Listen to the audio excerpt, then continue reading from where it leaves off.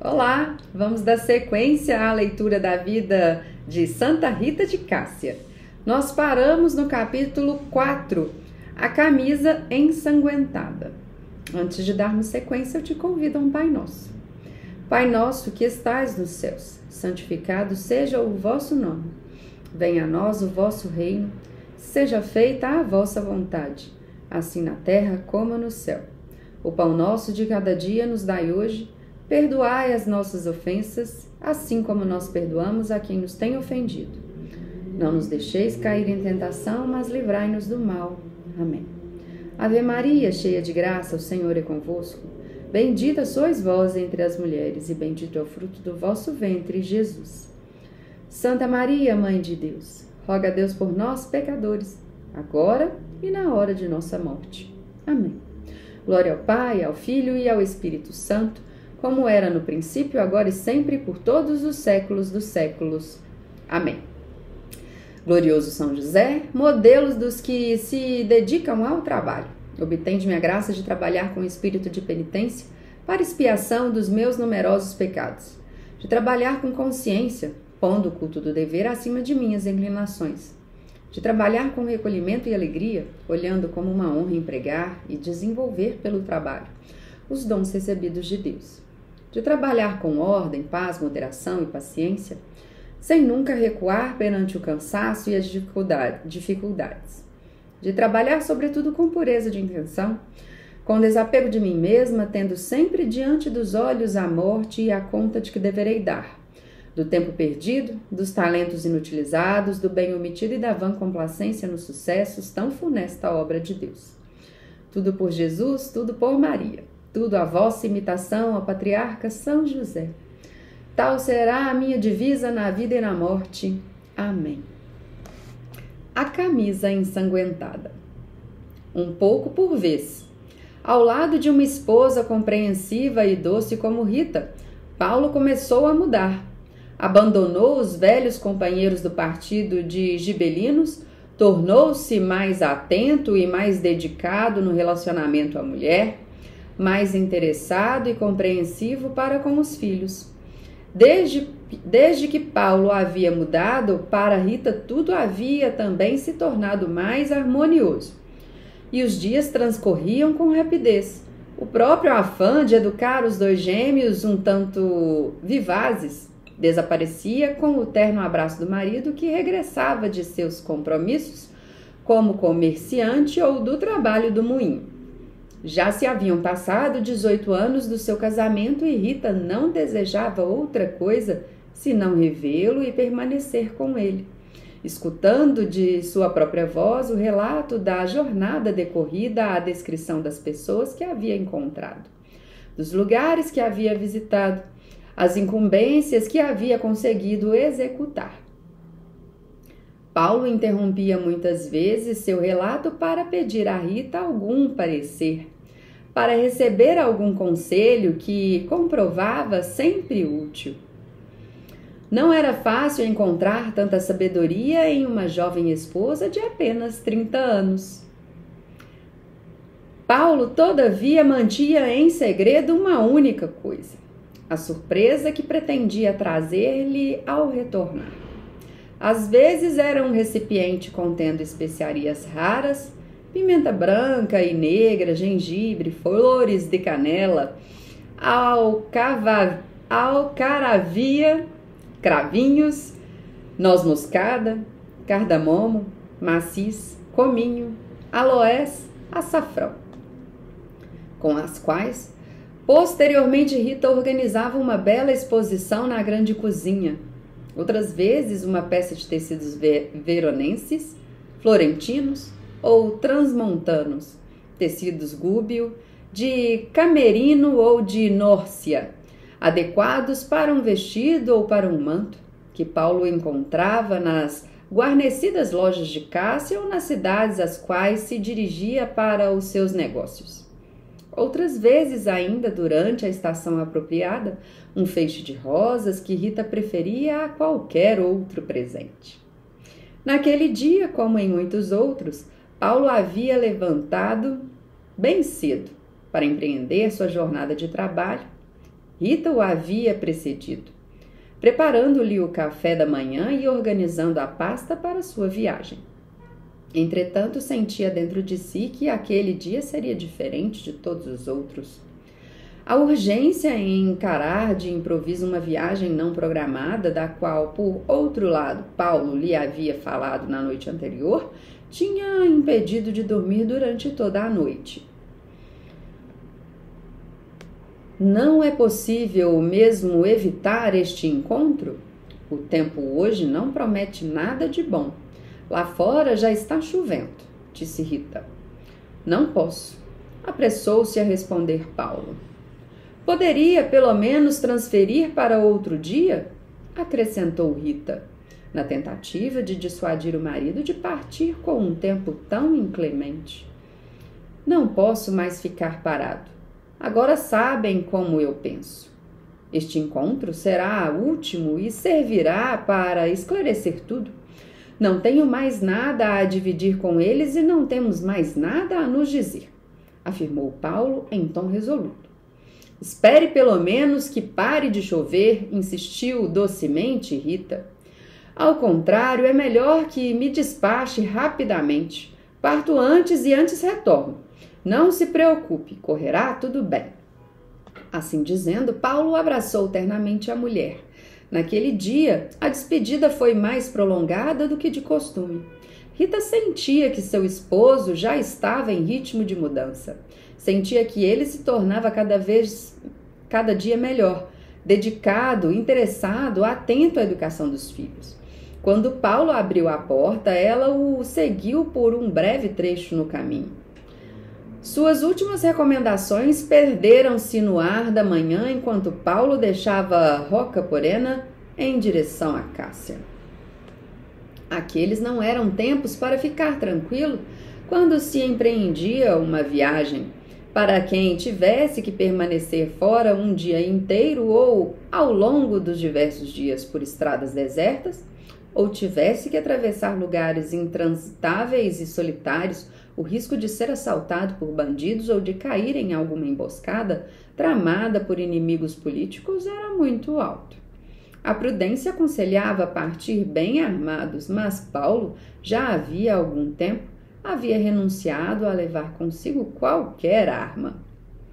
Na estação do inverno, o trajeto entre Rocaporena e Cássia, já em risco pela presença de bosques e gargantas montanhosas, favoráveis a emboscadas de improviso, apresentava outras ciladas devidas à estação.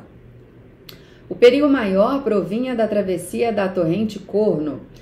Embora em algum ponto tivessem sido postas passarelas a fim de facilitar a passagem para outra margem, frequentemente a violência das águas a arrastava, tornando-se então necessário confiar-se à corda estendida sempre à corrente de água, que oferecia um apoio suficiente para quem quisesse passar para a margem oposta. Havia, porém, outra maneira de abreviar o percurso e poupar um pouco de tempo. Desviar do caminho habitual, optando por atravessar um pequeno bosque espesso, rico em esconderijos que permitiam os ladrões e malfeitores ocultar facilmente sua presença. Assim, escondidos, podiam advertir os comparsas quanto à chegada de qualquer transeunte ignaro, imitando o som do mocho ou o uivado do lobo, com intervalos premeditados entre um som e outro, davam a seguir as informações relativas ao número de pessoas que estavam chegando e à carga transportada. Mas Paulo estava bem ciente de que tudo isso era capaz de farejar o perigo a 1 milha de distância. Certo dia havia indicado também a Rita determinado ponto, na metade da estrada entre Cássia e Rocaporena, que parecia feito propositalmente para armar uma emboscada, um lugar intransitável, porém próximo ao caminho e que, além disso, permitia fugir rapidamente sem deixar sinais de qualquer espécie. O que mais preocupava Rita era o motivo específico da partida repentina para Cássia. À medida que transcorriam as horas do dia, buscava as respostas às muitas perguntas que lhes afloravam a mente. Quem queria falar com Paulo? Por que o haviam chamado com tanta urgência? O que queriam dele? Haviam-no convocado para que voltasse a ficar com eles no momento em que os guelfos e gibelinos estavam para retornar com mais ímpeto seus encontros habituais? Paulo, no entanto, em outros tempos arrogante e facínora, havia abandonado gradativamente os amigos. Correrias e cavalgadas não mais faziam parte dos seus interesses. Rita havia ajudado Paulo a mudar de vida, porém seus antigos companheiros não conseguiam digerir esta reviravolta que havia levado Paulo a frequentar, antes a intervalos e depois todos os domingos, a missa com a mulher Rita e os filhos, a aproximar-se dos sacramentos, a tomar parte nas vésperas e nas cerimônias quaresmais. Seus velhos companheiros interpretavam tudo isso como uma traição aos ideais gibelinos e uma aproximação às ideias guelfas. Tais pensamentos jamais abandonaram Rita, tanto mais que o tempo, na segunda parte do dia, havia dado sinais de piora. Um furioso temporal estava se abatendo sobre Roca Porena e a chuva havia transformado o caminho que conduzia ao moinho em uma torrente que arrastava para o vale tudo quanto encontrava por seu caminho. Rita não deixou de rezar um só instante e, chegada a noite, convidou os dois gêmeos um pouco relutantes porque queriam esperar a volta do pai a irem para a cama. Depois desceu ao térreo e desenganchou o paletó da porta do moinho que estava sobre o pátio. Depois desceu ao térreo e desenganchou o paletó da porta do moinho que dava para o pátio.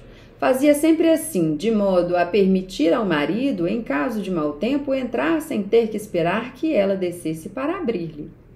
Assim fez também naquela noite e esperou um pouco entreabrindo a porta e inclinando o ouvido, com a esperança de ouvir algum sinal da chegada do marido, mas o bater insistente da chuva e os borbotões do temporal superavam qualquer ruído. Depois de algum tempo, subiu para ver como estavam João Tiago e Paulo Maria, e constatou que dormiam tranquilos, alheios aos relâmpagos que rompiam a escuridão da noite e aos trovões que faziam tremer os muros do moinho. Enquanto esperava o retorno do esposo, Rita rezava. As rajadas de vento tornavam-se cada vez mais violentas enquanto relâmpagos ofuscantes, seguidos por trovões estrondosos em espaços de tempo cada vez maiores, iluminavam improvisadamente o moinho, para depois deixá-lo novamente na escuridão. De repente, pareceu a Rita ter ouvido o chiar da porta que se abria. Tomou a lanterna entre as mãos e desceu para acolher o marido. Foi então que ouviu um grito assustador, seguido de imediato por outros gritos e pedidos de ajuda. Ficou paralisada pelo medo e, quando finalmente conseguiu voltar para si, desceu os degraus restantes de 2 em 2. No pequeno corredor, de um lado, conduzia ao moinho e do outro levava ao plano superior. Rita ouviu queixumes que se tornavam cada vez mais fracos. À luz da lâmpada, viu 2 vultos de olhar cruel que a fixaram por um átimo antes de desaparecer, fugindo engolidos pela escuridão da noite. O trovão cobriu os passos dos fugitivos. A porta, impelida pelo vento, fechou-se, agitando-se e apagando a lanterna.